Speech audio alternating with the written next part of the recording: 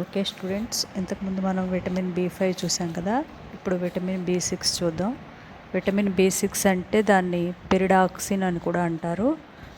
Pyridoxine are ఎడర్మైన్ అంటారు. Pyridoxine కామన్గా వాడతాము. ఇది ఎక్కడెక్కడ ఉంటుందండి? జనరల్గా వీట్లో, గోధుమలో ఉంటుంది, ఫిష్ లివర్లో ఉంటుంది, ఫ్రెష్ వెజిటబుల్స్లో ఉంటుంది, కోడిగుడ్డు పాల్లో ఉంటుంది. ఈ విటమిన్ B6ని ఎలా ఐసోలేషన్ చేస్తారంటే B6 యొక్క ప్రోటీన్ ఫామ్ని హీట్ చేస్తారు. హీట్ చేస్తే అది స్మాల్ ఫ్రాగ్మెంట్స్లో డివైడ్ అయిపోతుంది అనమాట. అది డివైడ్ అయిన తర్వాత దాన్ని వాటర్తో ఎక్స్ట్రాక్షన్ చేస్తారు. ఆ రిజల్టింగ్ సొల్యూషన్ని డైల్యూట్ సల్ఫ్యూరిక్ యాసిడ్తో ఎసిడిఫై చేస్తారు. ఎసిడిఫై చేసి దాన్ని సిల్వర్ నైట్రేట్తో ట్రీట్ చేస్తే ట్రీట్ చేసి సూటబుల్ pH వరకు దాన్ని అడ్జస్ట్ చేస్తారనమాట. అడ్జస్ట్ చేసి దానిలో ఇంప్యూరిటీస్ని రిమూవ్ చేస్తారు.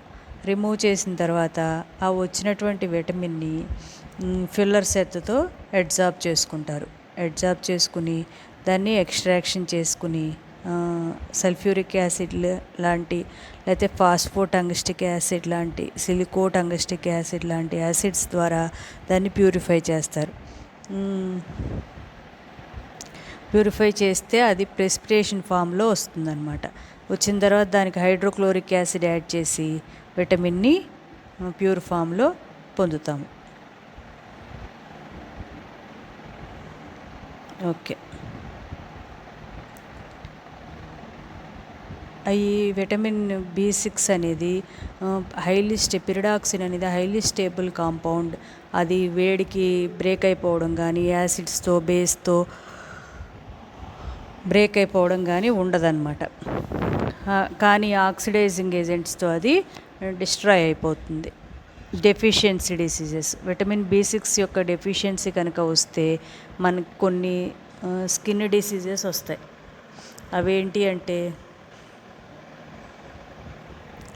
స్కిన్ డిసీజెస్ వస్తుంది. స్పెసిఫిక్ డెర్మటైటిస్ వస్తుంది.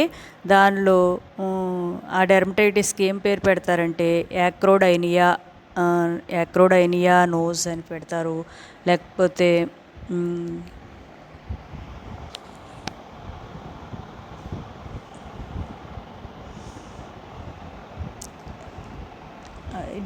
ఏ చర్మ వ్యాధి అయినా మనకి గరుగ్గా వస్తుంది, దాన్ని యాక్రోడైనియా అంటారు. అంతేకాకుండా హెయిర్ కూడా లాస్ అవుతుంది. ఇంకోటి మనకి గొంతు కూడా రెడ్గా అయిపోతుంది, నోరంతా రెడ్గా అయిపోతుంది, మింగే దగ్గర ఇబ్బందిగా ఉంటుందన్నమాట. నోరు పూసిపోయినట్టు వచ్చేస్తుంది. ఇది విటమిన్ B6 యొక్క డెఫిషియన్సీ డిసీజెస్. స్ట్రక్చర్ దగ్గరికి వచ్చేసరికి molecular formula of vitamin B6 is C8H11NO3. C8H11NO3.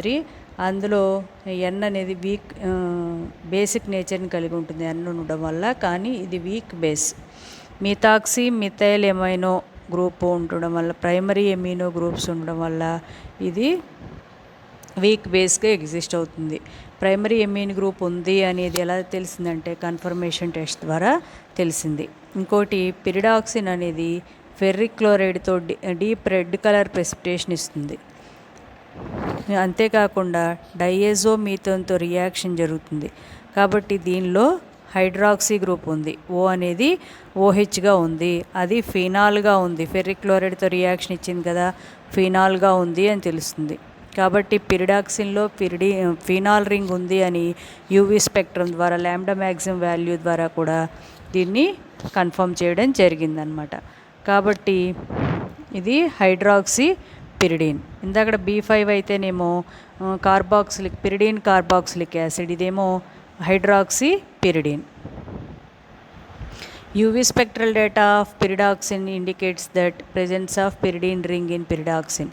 Pyridine ring ఉంది అంటే ప్రైమరీ ఎమిన్ ఉంది అనుకున్నాం, ఫస్ట్ నైట్రోజన్ కాదు, అది టెరిషరీ ఎమినే, పిరిడిన్ రింగ్గా ఉంది. అది యూవీ స్పెక్ట్రమ్ ద్వారా కన్ఫర్మ్ అయిందనమాట.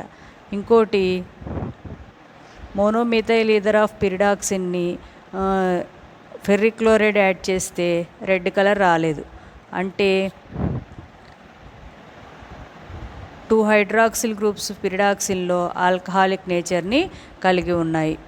టూ టూ గ్రూప్స్ అంటే ఒక ఓహెచ్ ఫినాలిక్ గ్రూప్గా ఉంది. మొత్తం మూడు ఓహెచ్లు ఉంటే మిగతా 2 ఆల్కహాలిక్ గ్రూప్స్గా ఉన్నాయి అన్నమాట.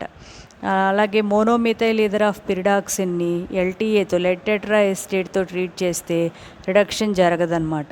అంటే హైడ్రాక్సిల్ గ్రూప్స్ పక్కపక్కన లేవు. ఒకవేళ హైడ్రాక్సీ గ్రూప్స్ పక్కపక్కన ఉంటే ఎల్టీఏతో రిడక్షన్ జరుగుతుంది.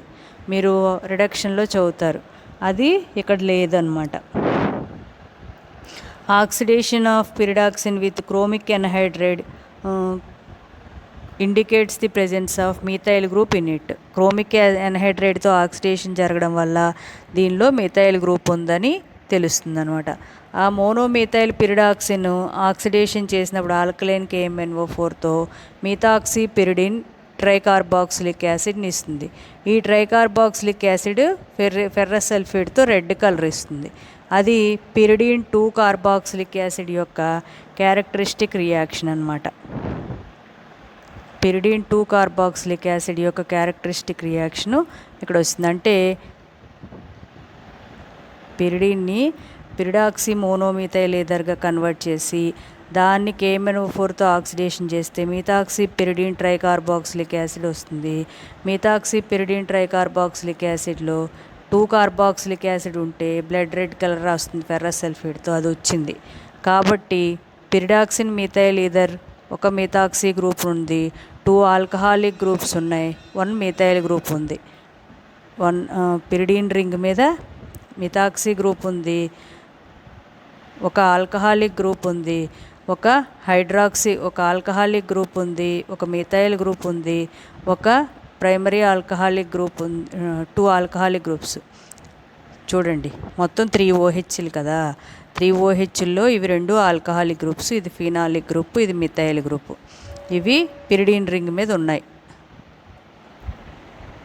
ఆ పిరిడిన్ రింగ్ మీద వేసేటప్పుడు 2 పాసిబుల్ స్ట్రక్చర్స్ ఉన్నాయన్నమాట.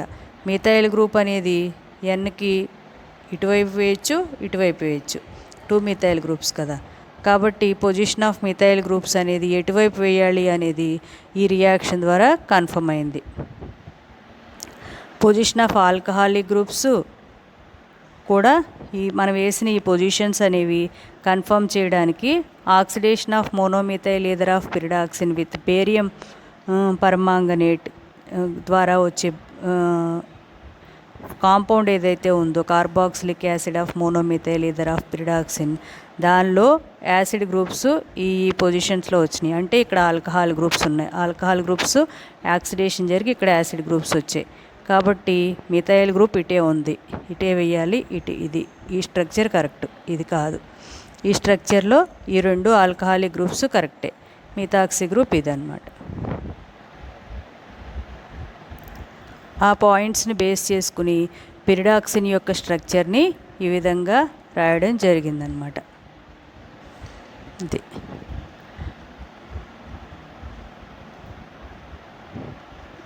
అంటే ఈ 2 రాయొచ్చు అన్నారు, ఇదే కరెక్ట్ అని చెప్పడానికి మనకి ఈ కింద రియాక్షన్స్ కూడా ప్రూఫ్ అనమాట. స్ట్రక్చర్ ఆఫ్ పిరిడాక్సిన్ అనేది మనం రాసింది కరెక్టే అని చెప్పడానికి. CH3 రైట్ సైడ్ వచ్చి ఇది ప్రూఫ్. నెక్స్ట్ పిరిడాక్సిన్ ఎలా సింథసైజ్ చేస్తారంటే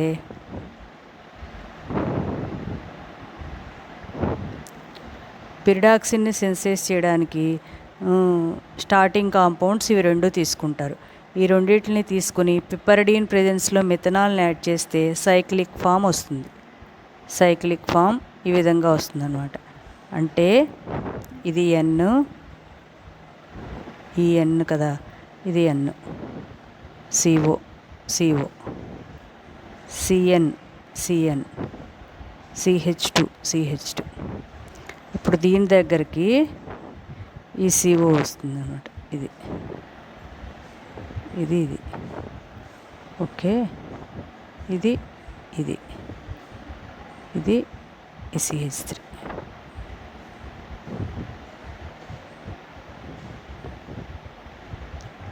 ఈ COలు పోతాయి, ఇది పోతుంది అన్నమాట. ఇవి ఇక్కడ లింక్ అవుతాయి. ఓకే, ఈ CH2తోనూ ఈ NH2తోనూ పోతాయి. H2O పోయి ఈ C డబుల్ బాండ్ ఇది వస్తుంది, ఇక్కడ ఎన్తో బాండ్ వస్తుంది.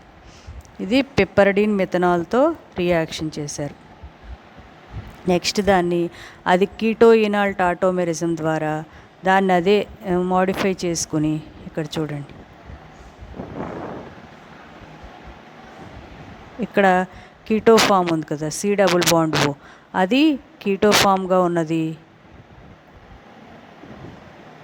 ఈనాల్ ఫామ్గా మారుతుందన్నమాట. ఇక్కడ OHగా వస్తుంది. కీటోయినాల్ టాటోమెరిజం ద్వారా కీటో ఫామ్గా ఉన్నది ఈనాల్ ఫామ్గా వస్తుంది. వచ్చిన తర్వాత దీన్ని నైట్రేషన్ చేస్తారు. ఎసిటిక్ ఎన్హైడ్రేట్ ప్రెజెన్స్లో నైట్రేషన్ చేస్తే ఈ పొజిషన్లో నైట్రేషన్ జరుగుతుంది. తర్వాత PCl5 ప్రెజెన్స్లో రిడక్షన్ చేస్తే మనకి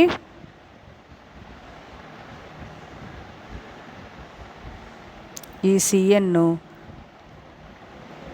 CH2OHగా, ఈ CH2O C2H5 CH2OHగా రెండు ఆల్కహాల్ గ్రూప్స్ రిడక్షన్ చేస్తే ఇక్కడ దీన్ని ఫస్ట్ ఇక్కడ నైట్రేషన్ చేస్తారు. ఈ పొజిషన్లో నైట్రేషన్ చేస్తారు, నైట్రేషన్ మిక్చర్. నెక్స్ట్ రిడక్షన్ చేస్తే ఈ నైట్రేషన్ గ్రూపు ఎమీన్ గ్రూప్గా మారుతుంది. నెక్స్ట్ మళ్ళీ రిడక్షన్ చేస్తే ఈ CNను CH2NH2గా మారుతుంది. తర్వాత దాన్ని నైట్రస్ యాసిడ్తో ట్రీట్ చేస్తే CN CH2NH2గా వచ్చింది CH2OHగా వస్తుంది. ఆ CH2OHని బ్రోమినేషన్ చేస్తే CH2Brగా వస్తుంది. దాన్ని హైడ్రాలసిస్ చేస్తే CH2OH, ఈ CH2O C2H5 కూడా CH2OH వస్తుంది. ఫైనల్గా పిరిడాక్సిన్ వచ్చిందనమాట. ఇది సింథసిస్ ఆఫ్ పిరిడాక్సిన్.